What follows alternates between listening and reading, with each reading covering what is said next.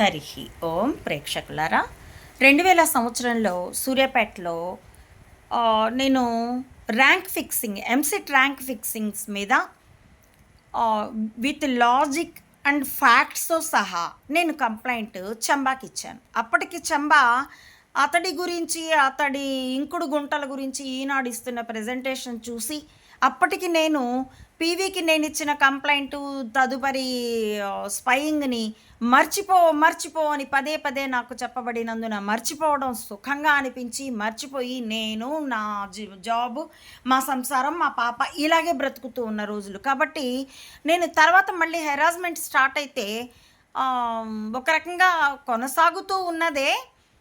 మరింత చిక్కబడితే దాన్ని లోకల్ కాలేజీల సిండికేట్ అని అనుకున్నాను. ఆ విధంగానే కంప్లైంట్స్ పెట్టాను. చంబాకి అలాగే పెట్టాను, లోకల్ పోలీస్ డిపార్ట్మెంట్కి అలాగే పెట్టాను. ఎందుకంటే మరొకటి ఇల్లు ఇవ్వడు, ఇల్లు ఉన్నది ఖాళీ చేయమంటుంది. నా దగ్గర ట్యూషన్కి చేరిన పిల్లలు మాకు సంవత్సరాంతం వరకు చెప్పిన తర్వాత కానీ మీరు ఈ ఊరు వదిలిపెట్టి పోవడానికి వీల్లేదంటారు.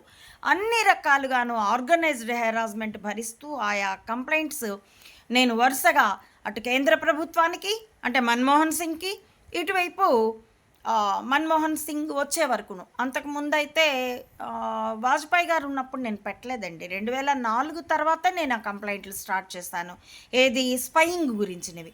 అంతకుముందు అయితే కేవలం లోకల్ కాలేజెస్ అనుకొని చంబా వరకే పెట్టాను, కేంద్రానికి నేను పెట్టలేదు. ఈ చంబా వరకు పెట్టినప్పుడు అతన్ని సమతా బ్లాక్లో కలిస్తే ఏమన్నాడో, ఏందొక హెరాస్ చేస్తున్నారో ఆలోచించు అని హింట్ చేసింది నేను మొదటి వీడియోలో చెప్పాను. ఇప్పుడైతే దానికి ముందు జరిగిన సంఘటన చెప్తాను. అది ఆ ఇంటి ఆవిడ నేను గుడికి వెళ్ళినా ఎక్కడికి వెళ్ళినా తిరిగి వచ్చేప్పటికి ఇంటికి తాళం వేసేది.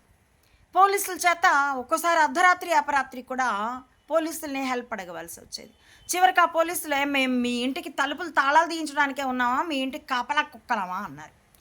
అక్కడ ఒక ఫ్రెండ్ ఫ్యామిలీ ఉండింది, రామలింగారెడ్డి అనే లాయరు.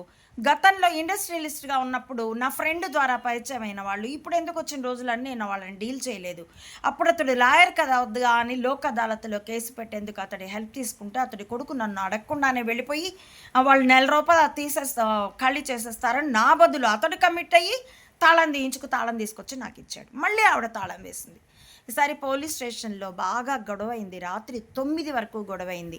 ఆ పోలీసులు అట్లా చేసి ఇట్లా చేసి నన్ను ఎంత ఒత్తిడి చేశారంటే 1 నెలలో ఖాళీ చేస్తానని రిటర్న్ కమిట్మెంట్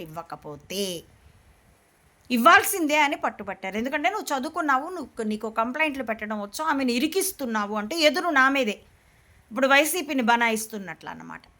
సరే నాకు అర్థమైంది.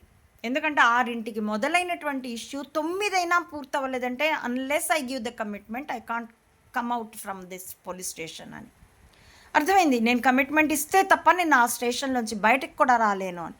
కనీసం నా భర్తతో చర్చించడానికి కూడా వీల్లేదు. ఇద్దరు, నా పాప నా చేయి పట్టుకొని నిలబడి ఉన్నది. అప్పటికి ఆమెకి ఇంకా 5 నిండలేదు. నా భర్త, ఇద్దరం చర్చించుకోవడానికి కూడా లేదు. ఒత్తిడి ఘోరంగా నడుస్తుంది.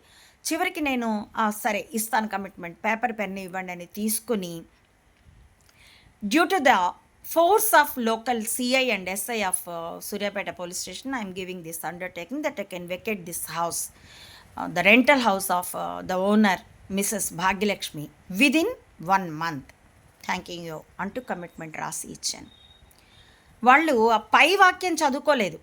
కిందది అండర్టేకింగ్ ఇచ్చానా లేదా అన్నది కింద లైన్ చూసుకొని చంకలు గుద్దేసుకొని గలగలగల్లాడుతూ అచ్చంగా కలకల్లాడే కళ్ళు కాంపౌండ్లో వాళ్ళలాగా, ఆ కళ్ళు కాంపౌండ్ నేను టోలీ చౌక్ వాకింగ్కి వెళ్ళినప్పుడు చూశానండి. ఆ నానల్ నగర్లో ఉన్నప్పుడు ఒకరోజు నైట్ ఆ ఇంటి ఓనరు కొంతమంది ఆమె బంధువులతో కలిసి ఆ కళ్ళు తాగేప్పుడు వాళ్ళ గలగల కూడా చూశాను. అందుకనే ఆ పోలిక చెప్తున్నాను. అలా గలగల్లాడుతూ ఆనందపడిపోయారు. అచ్చం మొన్న మధ్య విడుదలైన గుంటూరు కారంలో ఆ హీరో రమణగాడు గనక రాసిస్తాడే, నువ్వు చేసే విధ్వంసానికి ఎదురు చూస్తూ ఉంటానని. దాన్నే సంతకం అనుకొని ఆ లాయరు ఎవరో శర్మ వేశాడు ఆ వేషం, మురళీ శర్మ అనుకుంటాను. అతడు పాణి, అతడు చంగలు గుద్దేసుకుంటూ సంతకం పెట్టించేశాను అంటాడు. తీరా చూస్తే రాసున్నది అది అచ్చంగా అలాగే నేను కూడా due to the force of police CI and SI అని రాసిచ్చాను.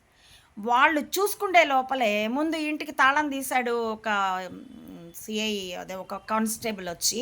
ఇంకా ఇంటి ఓనరు వాళ్ళు అక్కడ పోలీసులతో కలిసి సెలబ్రేట్ చేసుకుంటున్నారు. ఎందుకంటే ఇలాంటి ఈవెంట్‌లో నన్ను ఇరికించగలిగినందుకు వాళ్ళకొచ్చే పైసల్ని తలుచుకొని. మేము అప్పటికే ఒక సూట్ కేస్ ఎప్పుడు రెడీగా ఉండేది. 2 జతల బట్టలు సర్దుకొని అది తీసుకొని ఆ రాత్రికి రాత్రి యాదగిరిగుట్ట వెళ్ళి అక్కడి నుంచి కంప్లెయింట్ లాడ్జ్ చేశాను. మళ్ళీ చంబాకి. అప్పటికింకా చంబా సచ్చీలుడే అనుకున్నాను. డ్రామోజీ ఇంకా నాకు నిద్ర లేవలా అప్పటికి. స్పయింగ్ యాబ్సెన్స్‌లో ఉన్నాననమాట. ఇవన్నీ వివరాలు మీకు త తకరాబికరాగా ఉంటాయి. ఎందుకంటే ఏ సన్నివేశం వస్తే త దానికి ఇప్పుడు జరుగుతున్న దానికి పోల్చేటందుకు ముక్కలు ముక్కలుగా చెప్తున్నాను గనక. వరుస క్రమంలో అయితే నా బ్లాగ్‌లో 10,044 పేజీల్లో రమారమి ఇచ్చి ఉన్నాను. 513 శీర్షికలతో. ఏ శీర్షిక కావాలంటే అది క్లిక్ చేసుకునేటట్టు సైడ్ బార్‌లో అన్ని టపాలను ఒకేసారి చూడాలంటే అని ఒక ఇండెక్స్ కూడా ఇచ్చాను. ఇక మీ ఓపిక, మీ ఆసక్తి. Check your self.